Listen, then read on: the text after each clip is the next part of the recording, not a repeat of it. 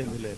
ಮಂಡ್ಯದಲ್ಲಿ ಇವತ್ತು ಸರ್ಕಾರಿ ಕಾರ್ಯಕ್ರಮಗಳು ಮತ್ತು ಒಂದು ಖಾಸಗಿ ಕಾರ್ಯಕ್ರಮ ಇದೆ, ಹಾಗಾಗಿ ಮಂಡ್ಯಕ್ಕೆ ಬಂದಿದ್ದೀವಿ.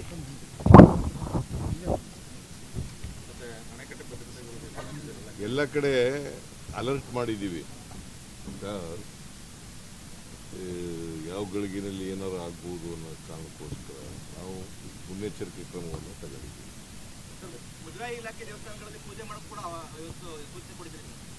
ಅದು ರಾಮಲಿಂಗಾರೆಡ್ಡಿಯವರು ನನ್ನ ಜೊತೆ ಮಾತಾಡಿ ಎಲ್ಲ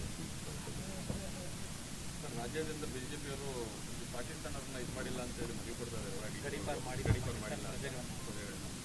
ಎಲ್ಲ ಗಡೀಪಾರ ಮಾಡಿದ್ದೀವಿ.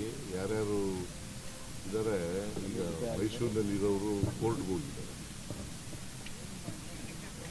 ಅಜ್ಜಿಯವ್ರು ಯಾರು ಇರ್ಬೋದು ಅನ್ನೋ ಕಾಣಿಸುತ್ತೆ. ಅದರ್ವೈಸ್ ಎಲ್ಲ ಖಾಲಿ.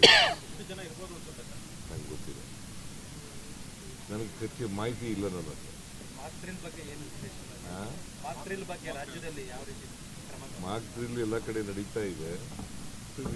ಸರ್ಕಾರ, ಕೇಂದ್ರ ಸರ್ಕಾರ ಏನು ಸೂಚನೆಗಳು ಕೊಟ್ಟಿದೆ ಅವೆಲ್ಲನೂ ಮಾಡ್ತಾ ಇದೆ.